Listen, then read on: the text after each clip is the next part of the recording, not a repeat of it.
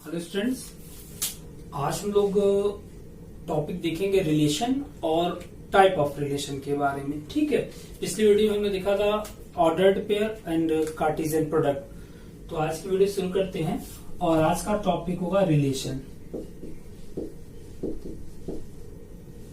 क्या होता है रिलेशन, इसी पे डिस्कशन होगा। तो रिलेशन के लिए आपको कार्टेशियन प्रोडक्ट का कॉन्सेप्ट जरूर क्लियर होना चाहिए, तो वो आप पिछली वीडियो से जाके देख सकते हैं। तो रिलेशन क्या होता है, देखें। If A and B are two sets, then any subset of A cross B. अब यहां दो चीजें, ए क्रॉस बी और सबसेट, ये दोनों चीजें आपको क्लियर चाहिए। ए क्रॉस बी पिछली वीडियो में बताया था, डिस्क्रिप्शन में जाके देखिएगा। और सबसेट क्या होता है, क्लास 11 में पढ़े थे कि अगर किसी सेट के सभी एलिमेंट दूसरे सेट में बिलोंग करते हैं तो जो पहला सेट होगा वो दूसरे का सबसेट कहलाएगा। Then any subset of A cross B is called relation from set A to set B. ठीक, यानी अगर आर कोई रिलेशन है तो वो क्या होगा, ए क्रॉस बी का सबसेट होगा। आप ऐसे भी कर सकते हैं, if R is a relation from A to B, then R is a subset of A cross B. छोटी बात आप अपने लिए ऐसे कर सकते हैं कि आर रिलेशन है तो आर क्या होगा, ए क्रॉस बी का सबसेट भी होगा। ठीक, ये बात हो गई। अब एग्जांपल देखिए, एग्जांपल में हमसे ये कहेगा कि अगर हमको एक सेट मिल जाए ए कामा बी और एक दूसरा सेट मिल जाए 1 comma 2 comma 3, then show that, क्या शो करना है, then show that R is equals to A comma 2, B comma 1, B comma 3 is a relation from A to B। मान लीजिए क्वेश्चन बन जाता, हमसे कहता है शो करो भाई रिलेशन है। तो रिलेशन के लिए हम लोग क्या शो करेंगे, रिलेशन के शो करेंगे सबसेट है। तो सबसेट के लिए पहले हमको क्या करना होगा, A क्रॉस बी निकालना होगा, A क्रॉस बी। अब ए क्रॉस बी कैसे निकलता है, पहले ए की वैल्यू रखिए, फिर क्रॉस करके बी की वैल्यू रखिए, फिर एलिमेंट को अटैच करिए। मतलब ए के साथ पहले 1 आएगा, फिर ए के साथ 2 आएगा, फिर ए के साथ 3 आएगा। फिर वही काम बी के साथ, बी के साथ 1 आएगा, बी के साथ 2 आएगा और बी के साथ 3 आ जाएगा। ये बन जाता हमारा ए क्रॉस बी। अब हम देखेंगे कि जो आर दिया हुआ है उसका ये एलिमेंट यहाँ है कि नहीं। देखिए है, ये वाला एलिमेंट ये भी है, ये वाला एलिमेंट ये भी है। मतलब आर के सभी एलिमेंट ए क्रॉस बी में है। यानी आप कहेंगे कि R is a subset of A cross B. और अगर सबसेट है तो therefore R is a relation.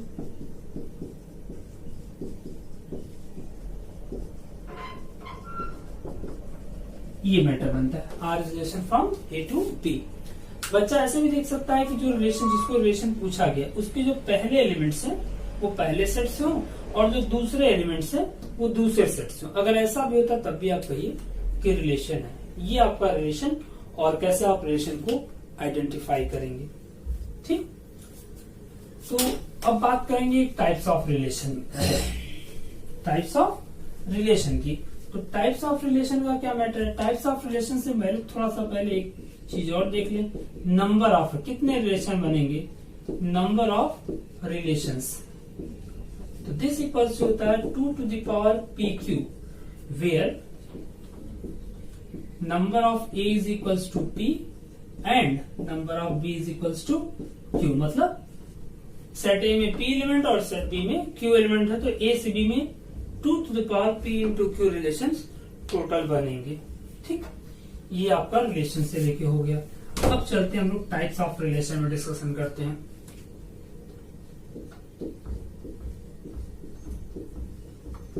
Type of relation में तो बहुत सारे हैं, बेसिकली हम लोग 5 को पढ़ेंगे। Reflexive relation.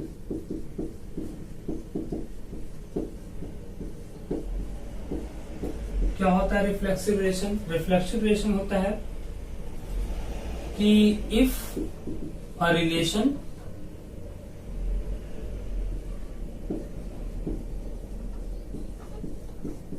defined on set A such that A comma A belongs to R for every A belongs to set। क्या कहना चाह रहे हैं कि अगर एक रिलेशन है जो सेट ए पर डिफाइन है और इस तरह हो कि सेम ऑर्डर पेयर रिलेशन में for every A belongs to A, then relation is called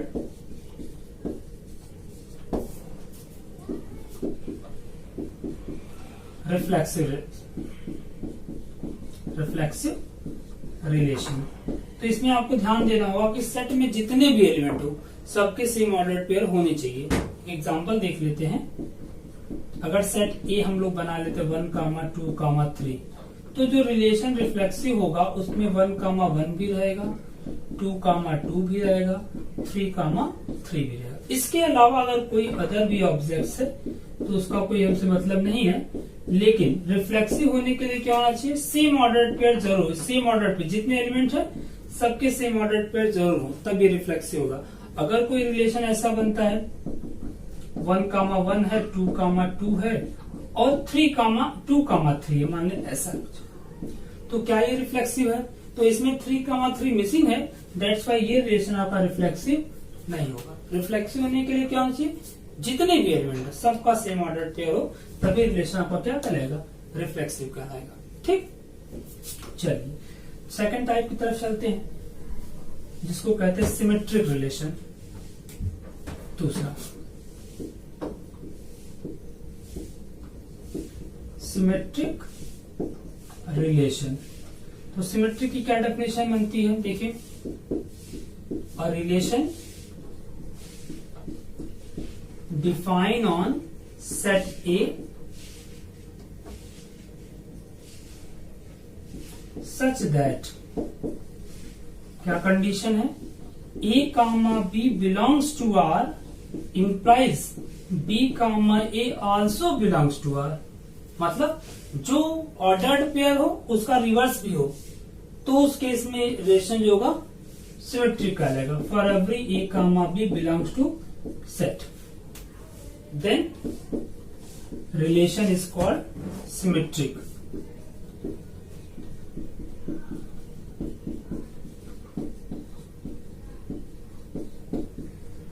ठीक, then relation is called symmetric relation. Example के लिए देखिए क्या करते हैं, वही सेट ए लेते हैं 1, 2, 3 और एक रिलेशन लिख लेते हैं 1, 1, 2, 2, 2, 3, 1, 2, 2, 3, 1, 3, ऐसे कोई रिलेशन। अब देखते हैं कि रिलेशन आपका रिफ्लेक्सिव सिमेट्रिक है कि नहीं। तो सिमेट्रिक के लिए सिर्फ एक कंडीशन होगी कि जो एलिमेंट हो उसका रिवर्स भी हो। तो देखिए, इसका रिवर्स तो खुद यही है, इसका रिवर्स खुद यही है, इसका रिवर्स क्या बनेगा? 3, 2। तो 3, 2 तो कहीं है ही नहीं, 3, 2 नहीं है, इसका मतलब ये रिलेशन सिमेट्रिक आपका नहीं होगा। ठीक, ध्यान दिएगा, एक एलिमेंट 2 बार नहीं लिखा जाता है, इस वजह से ये यहाँ नहीं आएगा, एक एलिमेंट को एक ही बार लिखना है। ठीक, अब दूसरा रिलेशन देखते हैं, सिर्फ ऐसे लिखा 1, 2 और 2, 1। ये देखिए, जो एलिमेंट है उसका रिवर्स भी है, बस इतना ही पर्याप्त है कि ये सिमेट्रिक होगा। अब आपके माइंड में कोई डिस्कशन नहीं चलेगी सर इसमें 2, 3 तो नहीं है, 1, 3 ना, जो है उसका रिवर्स ही है, जो है उसका रिवर्स अगर है तो आपका रिलेशन क्या हो जाएगा? सिमेट्रिक हो जाएगा। इसमें वो वाली कंडीशन है जो रिफ्लेक्सिव में है कि हर एलिमेंट के लिए चाहिए ना, यहाँ से क्या होना चाहिए? रिवर्स एलिमेंट होना चाहिए। ठीक है, और तीसरी बात करेंगे ट्रांजिटिव के बारे में। तीसरा जो रिलेशन है ट्रांजिटिव रिलेशन। अब देखिए, ट्रांजिटिव रिलेशन क्या होता है? ट्रांजिटिव की ऐसी डेफिनेशन बनती है, if a relation R define on set A such that अब इसकी अलग देखिए कंडीशन बनती है, such that A comma B belongs to R, B comma C belongs to R. मतलब क्या है कि दो ऐसे ऑर्डर्ड पेयर मिले जिनमें एलिमेंट्स का कॉमन होने का कॉन्सेप्ट हो। तो ये इंप्लाइज करे A comma C also belongs to R for every A comma B comma C belongs to set. ध्यान दें यहाँ पे क्या मामला है कि ये कॉमन एलिमेंट जो ये ट्रांसफर ये हट जाए, ए और सी में रिलेशन आ जाए, तो ऐसे रिलेशन को कहेंगे transitive relation. Then relation is called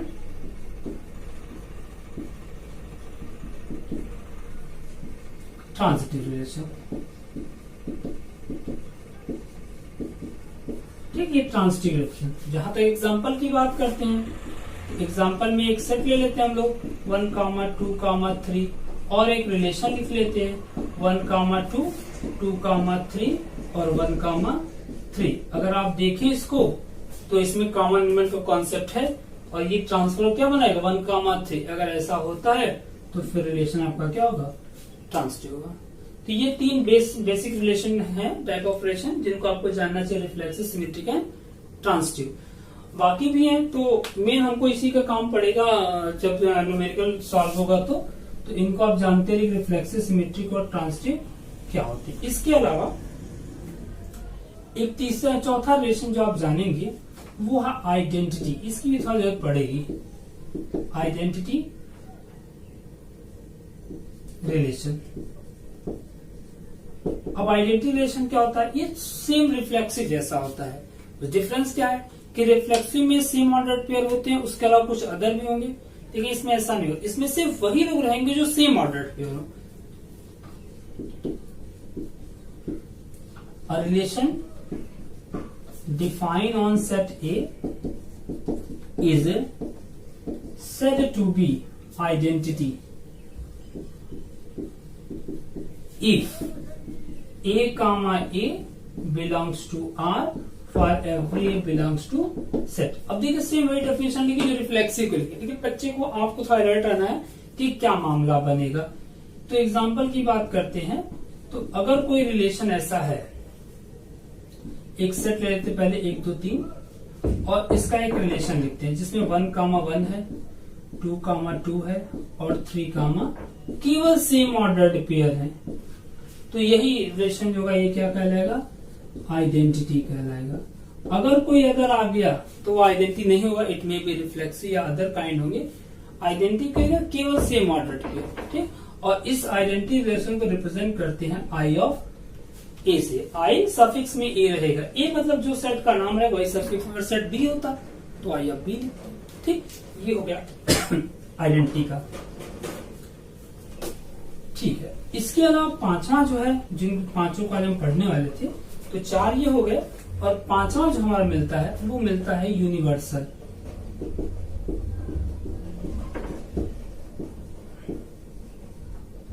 universal relation. इसमें क्या होता है, a relation defined on set A is said to be universal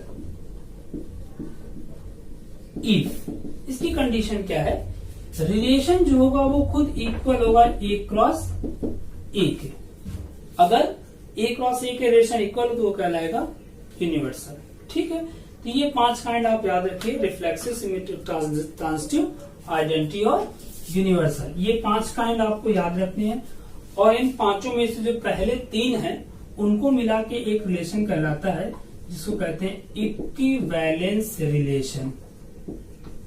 equivalence relation, ठीक है, क्या कहलाएगा, a relation which is reflexive, symmetric and transitive।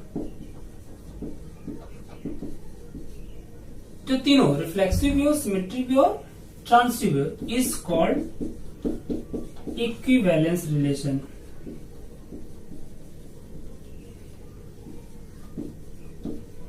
ये आपको इतनी चीजें आज की वीडियो में देख के समझ के रखनी है। नेक्स्ट जो होगा हम इक्विवेलेंस की प्रॉब्लम लॉन्च करेंगे, उसको देखा जाएगा इक्विवेलेंस की प्रॉब्लम जो है वो कैसे सॉल्व होती है।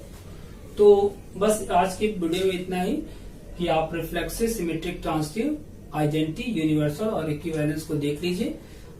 और पिछली वीडियो से जाके आप ऑर्डर्ड पेयर और कार्टेशियन प्रोडक्ट का जो रिलेशन था वो देख लीजिए, उसका कॉन्सेप्ट देख लीजिए।